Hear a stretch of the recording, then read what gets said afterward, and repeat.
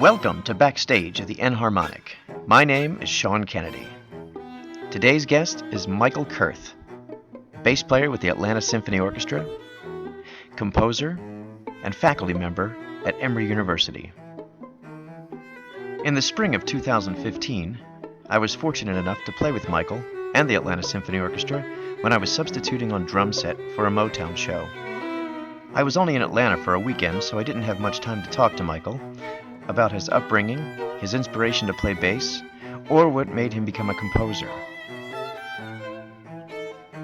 Exactly 1 year after our performance together, we finally had a chance to connect on this podcast. Michael, thank you for taking some time to answer my questions today. Certainly. What are some of your earliest musical memories growing up around your house?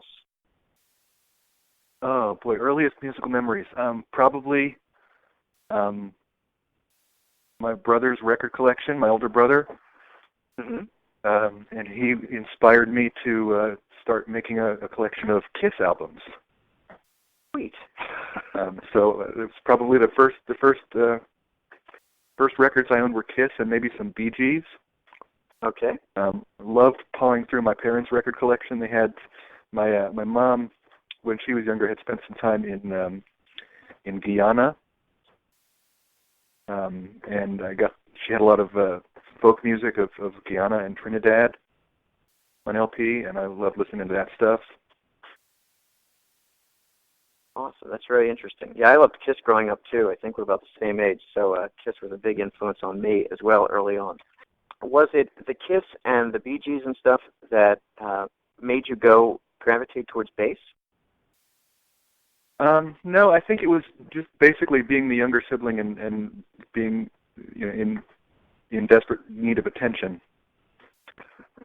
The bass in the orchestra was, was the biggest. It was the focal point. It was the coolest looking instrument. Actually, the funny thing was, I really dug Gene Simmons, but I had no idea at the time that he was the bass player or what the bass player did. I sort of backed into that knowledge. Oh, okay. Did you ever? He sings too. Did you ever try your hand at singing when you played? At singing? Yeah. I find singing when I play bass pretty difficult. I think because they're two sort of horizontally linear processes. The bass lines I play, I try to keep it really melodic, and to try to play a melodic bass line while singing is, I think, a little too challenging for me to do well. I can sing and strum a guitar.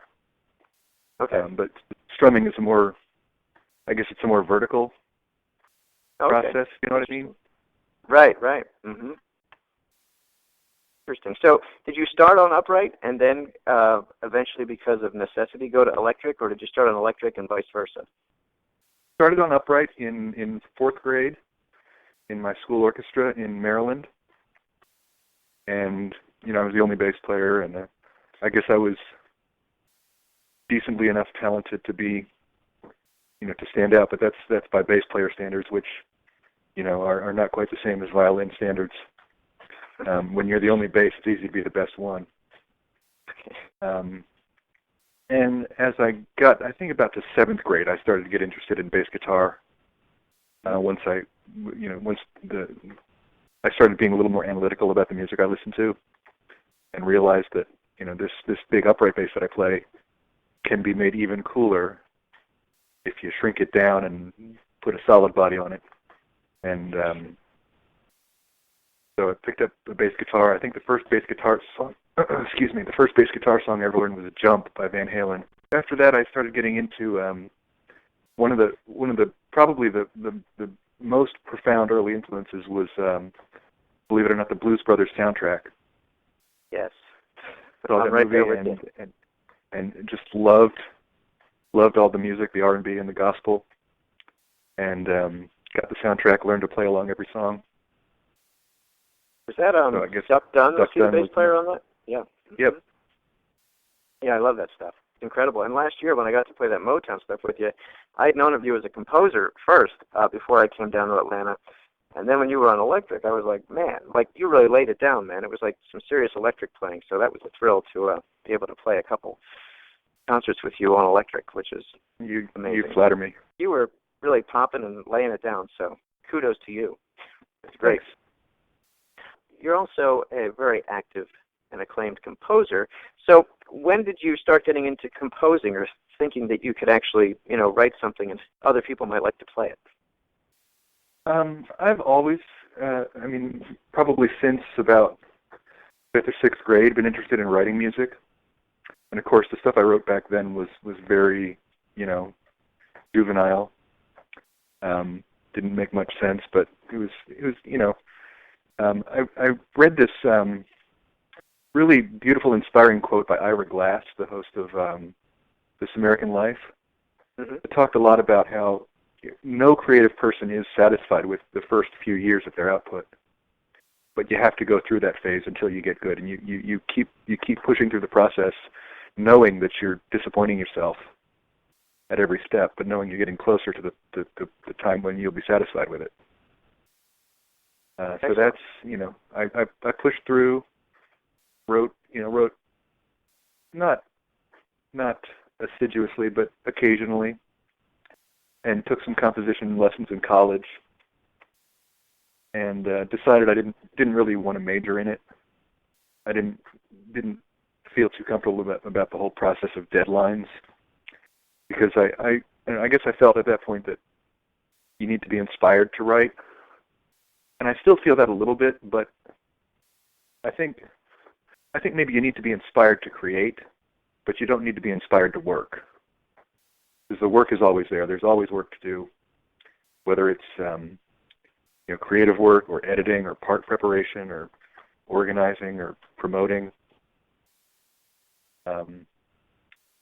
So anyway, back to your question. I got more seriously into composing about 8 or 10 years ago. I had written some little duets for cello and bass for a friend of mine and I to play when we did symphony outreach concerts at elementary schools and stuff. Mm-hmm. And he dug those pieces, and he's like, "Hey, I have a string quartet. Why don't you write something for us?" And I thought about it and finally agreed to do it, and that was my first commission. A string quartet called Easy Listening. It was 4 movements, and it's a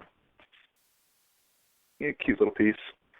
And after that, the ball just started rolling. I gave a demo of the performance of that string quartet to my music director in Atlanta, Robert Spano. And he enjoyed it and said, "Let me commission you to write something for the symphony." And I thought he was kidding. I thought, man, that's really cruel. But every time I saw him, I'd kind of look inquisitively at him. He'd reassure me, "Yeah, I really mean it. Write something for the symphony." So I've been writing for the ASO ever since. They just premiered the 4th piece I've written for them a couple of months ago. And I'm on tap for another commission for 2017-18, at which point they're planning on recording an entire disc of my symphony stuff. Wow, that's incredible. Congratulations. Yeah, I'm very, very excited about that. It doesn't get much better than that, so that's incredible. Yeah, that's like the brass ring for composers. Right, exactly. Wow, man. That's incredible. So, again, congrats. It's a big deal. Thanks. So when you premiere a work, or a work is going to premiere, do you have a preference? Like, would you rather sit in the audience and have someone else play it, or do you want to perform it yourself? I would rather not play. Okay. Actually, I'll forward you a blog post I wrote about this. It explains it probably better than I can extemporaneously. But the thing about playing is you're listening in a different way than when you're listening as an audience member or as a critic or as someone with a more objective perspective, like sitting in the center of a concert hall. When you're sitting in the bass section of an orchestra, you don't hear a lot of stuff. You hear, if you're very diligent and careful, you can hear what you need to hear. But as you know, the orchestra's not the best place to sit to hear. Correct. If you sit in the bass section, you hear a lot of trombones, and you don't hear any French horn, you don't hear any clarinet, you don't hear any second violin. The violas are right in front of you. You usually can't even hear them. So when I listen to a work I've written for the orchestra, I want to listen critically to be able to make adjustments and stuff. So that necessitates not being on stage. I've got to be in the hall for that. And the other aspect of it is it's just exhilarating to sit in the hall and listen to the orchestra play it. I don't think I'd be able to focus and enjoy it as much if I were on stage. I think music is it's really only music if it communicates, and it's really only communication if the performers have something to say that, you know, hopefully resonates with inside them from what the composer wrote, and if the audience somehow resonates with what the performers say. So for it to be true communication, there has to be a message transmitted and a message received. And that message can be, you know, anything. It can be, you know, at whatever depth or duration or angle you want to approach it from. But I think the audience, in a sense, makes it music. And I love being, you know, on both ends of that process, the original creator and the original, you know, the real-time consumer of it. Besides your music and playing with the ASO, were there any artists out there that you're checking out now that you're kind of digging right now these days? I go in phases. I'm getting back into Tool lately. I don't know if you're a Tool fan. Mm-hmm. As a percussionist, you probably are. Right. Pretty aggressive stuff. Yeah, it's aggressive, but it's or as my wife says, it's very testosterone-y.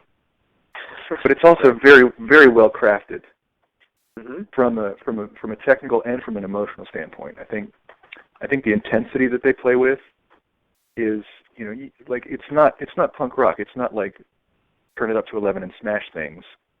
There's a lot of restraint there, and there's a lot of precision, and there's a lot of really restrained intensity that I enjoy. I'm always going to have a whole bunch of Tom Waits and Bjork in my rotation.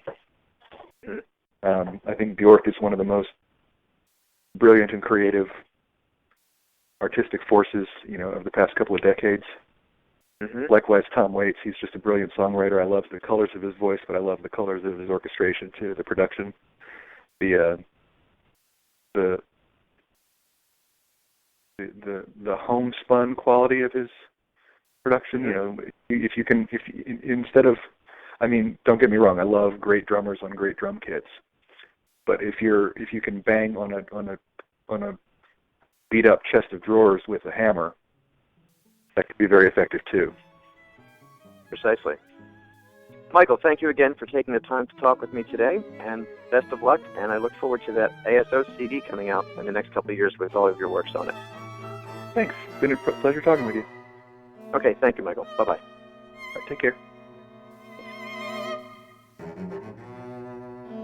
The music for today's show was from the album The Music of Michael Kurth, String Quartets, performed by the Riverside Chamber Players. Follow the link below to purchase a copy for yourself.